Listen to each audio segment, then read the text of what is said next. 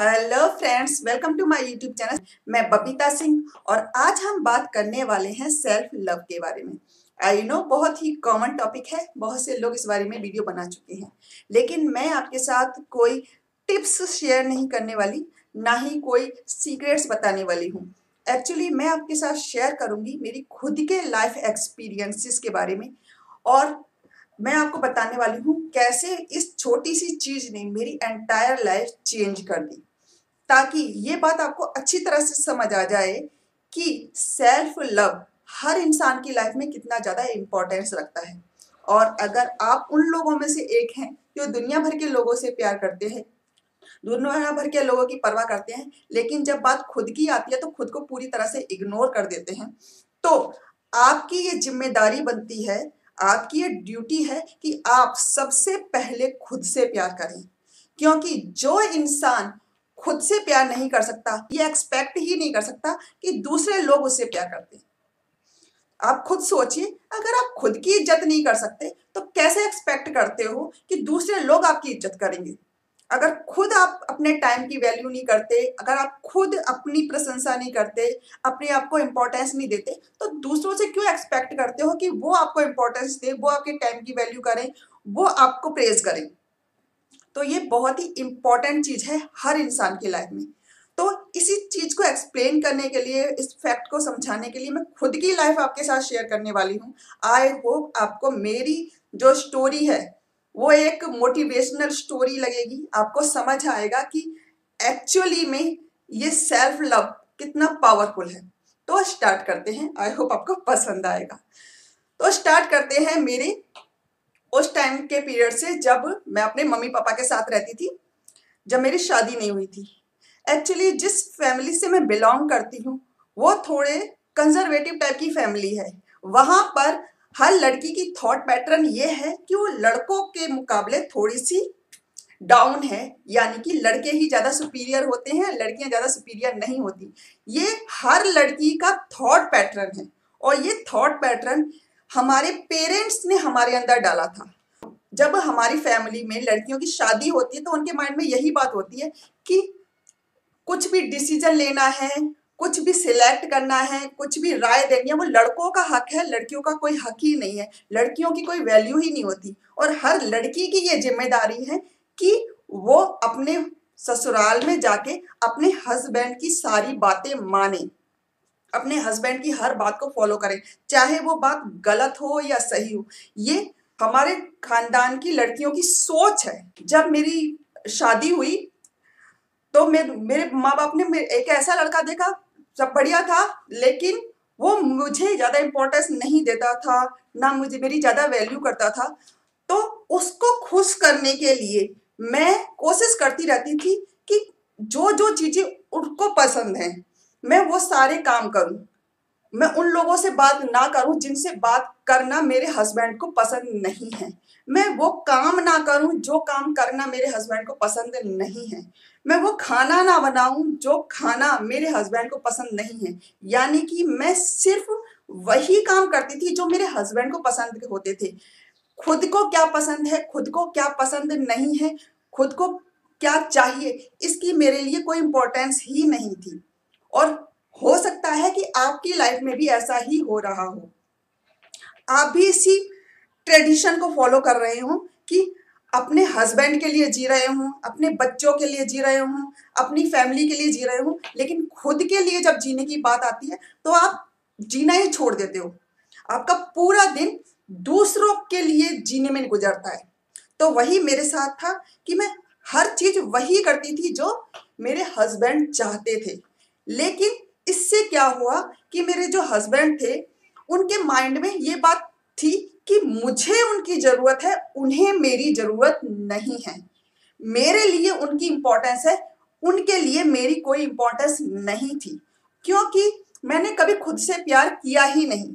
मैंने जो भी अपना प्यार था, जो भी अपनी कोशिशें थी, वो सारी की सारी अपने हस्बैंड के लिए की। तो एक टाइम ऐसे आया, धीरे धीरे करके हमारा वो रिश्ता टूट गया, हमारा मेरा डिवोर्स हो गया। क्योंकि मेरी जितनी भी कोशिशें हुई उनको मनाने की, पटाने की, जो भी मैं कर सकती थी करी, लेकिन इन सारी चीज़ों का कोई फ़ायदा नहीं होता।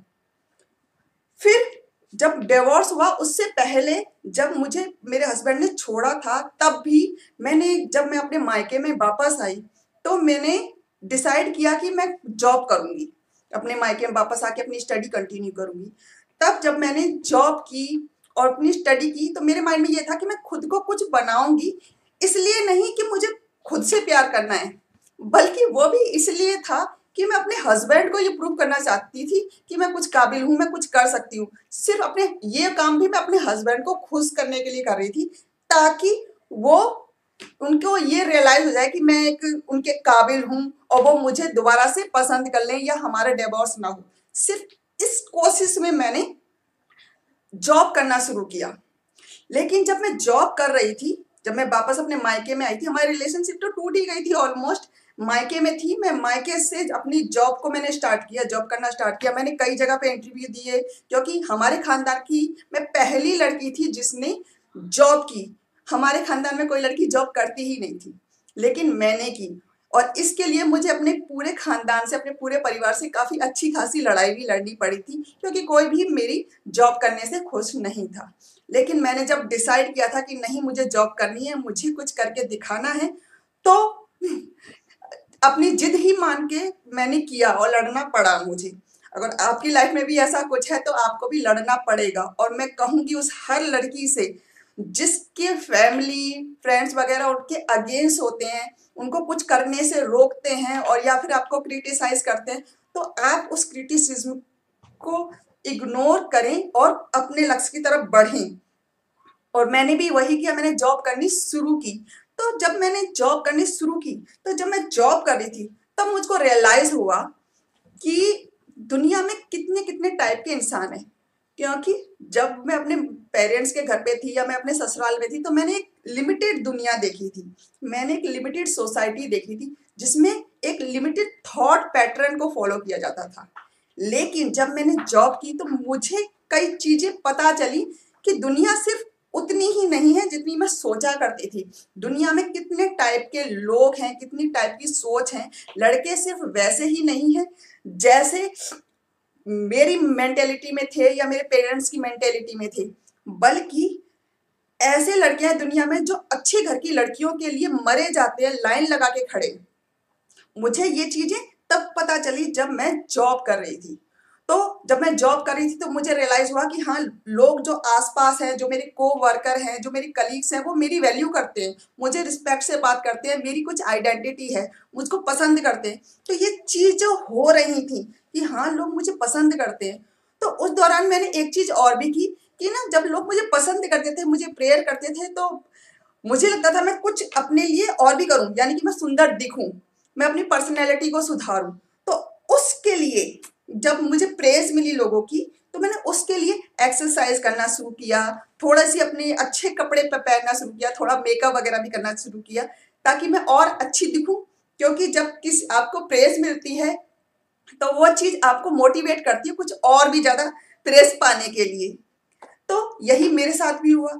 तो मैंने अपने आप को और मेंटेन किया, यानी कि मैंने एक्सरसाइज करना शुरू किया, अपना मेकअप वगैरह किया, मैं मतलब और भी वो सारी चीजें करती जिससे मैं और सुंदर दिखूं, अच्छी दिखूं, जिससे मेरी मेरी लुक, मेरी पर्सनैलिटी और भी अच्छी निखरी। और जो मेरे आसपास के लोग थे वो मुझे और भी प्यार करने लगे। धीरे धीरे करके मैंने अपना फोकस, जब मेरी जॉब पर था, उसके बाद मेरे माइंड में जब मैं जॉब कर रही थी, तब मेरे जो फ्रेंड सर्कल में एक लड़की थी, वो एमबीए कर रही थी। तो उसको देखकर मेरे माइंड में भी आया था कि एमबीए करूंगी तो एचआर की जॉब मिल सकती है, और मुझे एचआर की जॉब बहुत पसंद थी, रिक्रूटमेंट वगैरह करने वाली, एडमिनिस्ट्रेटिव टाइप की। तो मैंने कहा मैं भी एमबीए करूंगी। तो एमबीए करने में भी मेरे घर वाले खुश नहीं थे, क्योंकि वो चाहते थे कि मैं कोई बीएड करूं, जेबीटी करूं, क्योंकि उनकी सोच थी कि हमारे घर की लड़कियां टीचर बनना चाहिए इनको। और ज्यादातर घरों के पेरेंट्स की यही सोच होती है कि वो अपनी लड़की को टीचिंग लाइन में भेजना चाहते हैं, क्योंकि उनको वो लाइन सबसे सिक्योर लगती है। लेकिन जो मेरा टैलेंट है, जो मेरी सोच है, जो मेरी कैपेबिलिटी है, वो टीचिंग में नहीं बल्कि बिजनेस में है। मेरा टैलेंट अलग टाइप का है, एडमिनिस्ट्रेटिव टाइप का है, मैनेजमेंट टाइप का है मेरा टैलेंट, तो मुझे वो काम करना पसंद था। और मेरी जो फ्रेंड थी, जॉब करती थी जो मेरे साथ, वो एमबीए कर रही थी, तो मैंने भी एमबीए के लिए प्रिपरेशन करनी शुरू की। जो कैट के मैट के एग्जाम होते हैं उसके लिए प्रिपरेशन करना शुरू किया मैंने। तो जब प्रिपरेशन करना शुरू किया तो सीधी सी बात है, तो बहुत सारे कॉलेजेस वगैरह के फॉर्म आए मेरे पास। जब उसमें मेरा पता अच्छा खासा मैंने स्कोर भी किया, तो बहुत सारे कॉलेजेस वगैरह के फॉर्म आए एडमिशन लेने के लिए। तो मेरे माइंड में ये बात आई, करस्पॉन्डेंस के जो कॉलेज होते हैं या प्राइवेट लर्निंग के जो कॉलेज होते हैं उनमें ना जाकर क्यों ना मैं रेगुलर कॉलेज करूं, ताकि मैं लोगों से और ज्यादा लिंक्ड अप हो सकूं और ज्यादा मिल सकूं और अपनी पुरानी लाइफ को भूल सकूं। तो मैंने वो किया। तो मेरा एमबीए में एक कॉलेज में एडमिशन हुआ।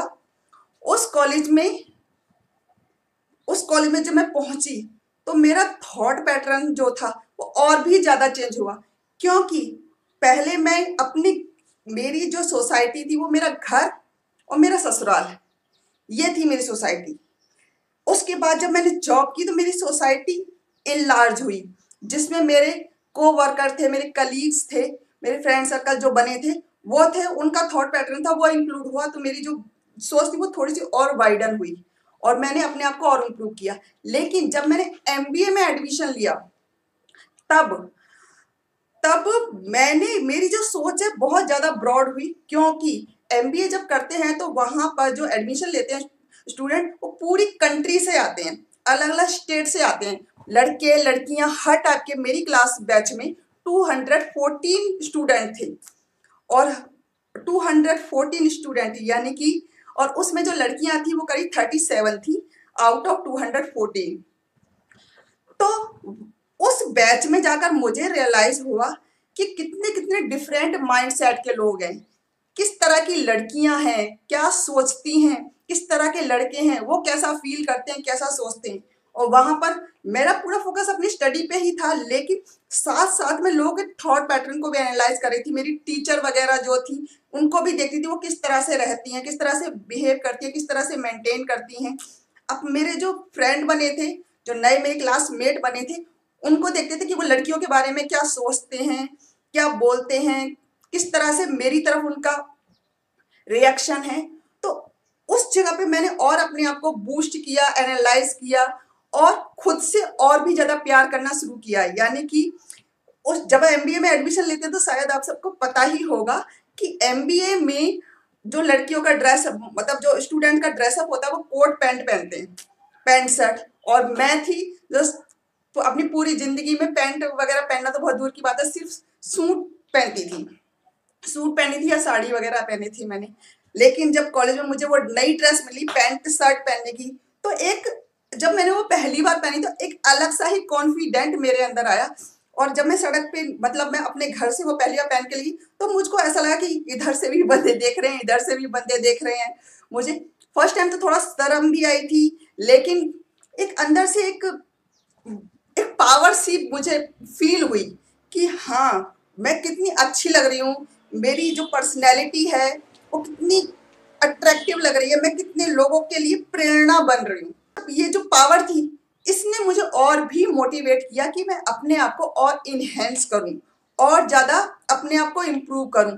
तो स्टडी पढ़ाई में भी इम्प्रूव किया मैंने और भी स्किल एक्वायर किए कि ड्रेसअप के साथ साथ मेरा कम्युनिकेशन जो स्किल है, इंग्लिश कम्युनिकेशन जो स्किल है वो भी इम्प्रूव हो। तो मैंने अपनी इंग्लिश कम्युनिकेशन को भी इम्प्रूव किया। इवन एमबीए में जब पढ़ाई करते हैं तो सीधी सी बात है उसमें इंग्लिश कम्युनिकेशन का तो काफ़ी स्ट्रांग होती है, बट फिर भी मैंने अपने अपने पर्सनल एफर्ट के हिसाब से भी उसको बूस्ट किया अपनी कॉलेज स्टडी के अलावा भी।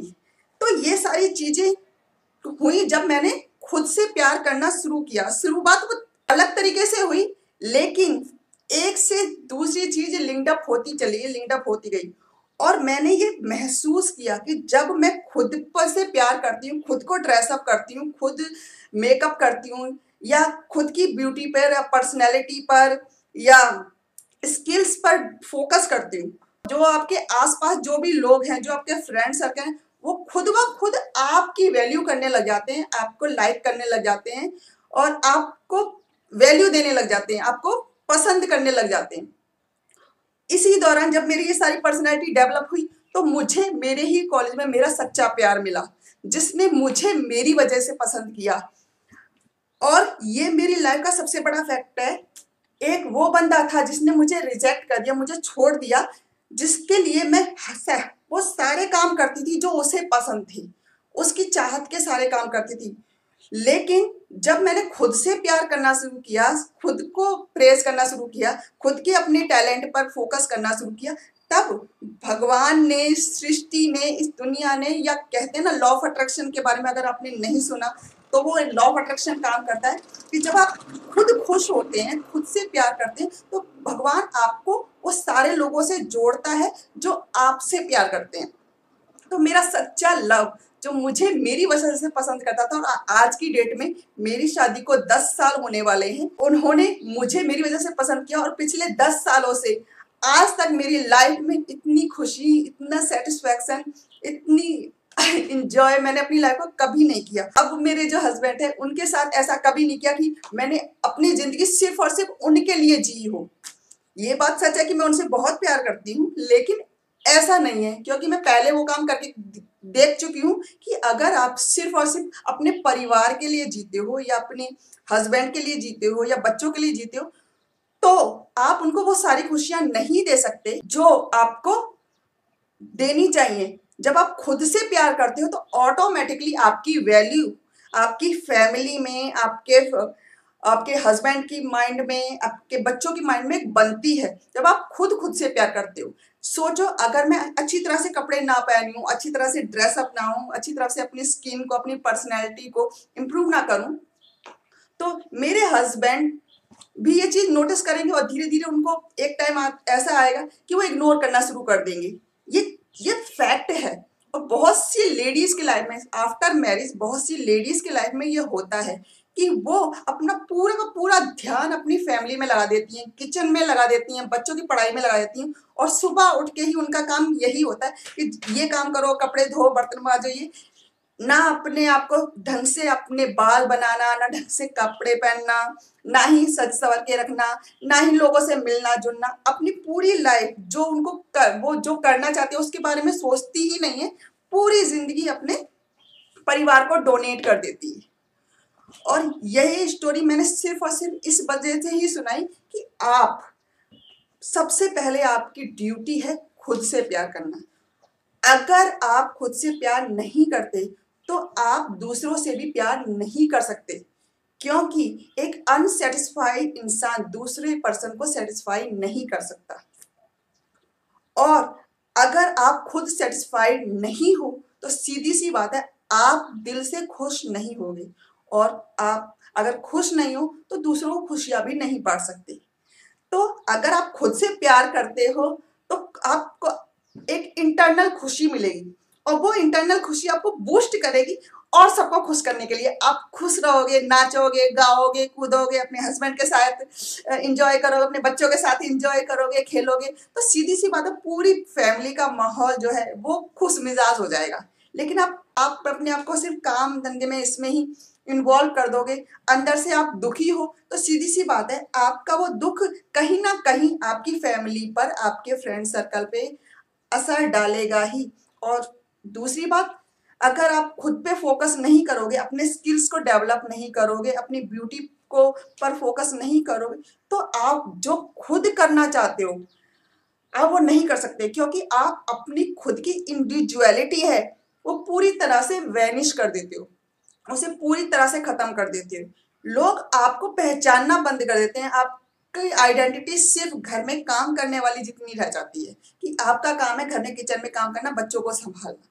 आपकी खुद की एक आइडेंटिटी है, उस आइडेंटिटी को समझें, उस पर काम करें, उसको डेवलप करें, उसकी स्किल्स को निखारें। ये आपकी ड्यूटी है, ताकि आप खुद से प्यार करें तो आपको अंदर से खुशी महसूस हो, और वो खुशी आपकी पूरी जिंदगी को चेंज करे। मेरी लाइफ को इस चीज ने, सेल्फ लव ने बहुत चेंज किया है। आज की डेट में एक वो टाइम था जब मैं दूसरों के लिए जीती थी, और आज ये टाइम है जब मैं अपने लिए जीती हूँ। दोनों लाइफों में जमीन आसमान का फर्क है। आज मैं जितनी खुश हूं, मैं अपनी जिंदगी में कभी खुश नहीं थी। मेरी मैरिड लाइफ भी बहुत ज़्यादा सक्सेसफुल मैरिड लाइफ है। मैं अपने बच्चों से भी बहुत खुश हूँ, मेरी फैमिली मुझसे बहुत खुश है। और यही बात मैं आपको समझाना चाहती थी कि आप भी आज से अपने आप से प्यार करना शुरू कीजिए। अपनी ब्यूटी को निखारिए, मेकअप कीजिए, अच्छे-अच्छे कपड़े पहनिए, मॉल में जाइए, अच्छा-अच्छा खाना खाइए, अपने हस्बैंड के साथ घूमिए, अपनी इच्छाएँ अपने हस्बैंड को बताइए, अपनी इच्छाएँ अपनी फैमिली को बताइए कि मुझे ये करना है। अगर कोई ऐसा ड्रीम है जो आप फुलफिल करना चाहती हैं तो उस पर फोकस कीजिए, उसको पूरा करने के लिए कोशिशें कीजिए। अपने आप को इग्नोर करने का आपको कोई हक नहीं बनता। ओके, तो आज के लिए इतना ही। आई होप आपको मेरी बात समझ आई होगी, आपको मेरी लाइफ स्टोरी मोटिवेशनल लगी होगी, आपको लगा होगा कि मैंने जो टिप दी है, टिप तो नहीं, मैंने जो अपने एक्सपीरियंस शेयर किए हैं वो सचमुच वैल्यू रखते हैं। मैं सचमुच दिल से चाहती हूँ कि बहुत सारी लेडीज जो अपने घर में अपने आप को बंद करती, खाली खाली लेडीज ही नहीं, जेंट्स, ये फार्मूला हर बंदे के ऊपर काम करता है, चाहे वो लड़की हो या लड़का। एक लड़का भी अगर अपने आप पर फोकस नहीं करता, दुनिया भर के लोगों से प्यार करता है, तो उसको भी सब इग्नोर कर देते हैं, और ये सच्चाई है। तो आपका काम है खुद से प्यार करना, देन आफ्टर आपको औरों से प्यार करना। तो आज के लिए बस इतना ही। अगले वीडियो में फिर से मैं आपके साथ हाजिर हो जाऊंगी। तो हैव अ नाइस डे।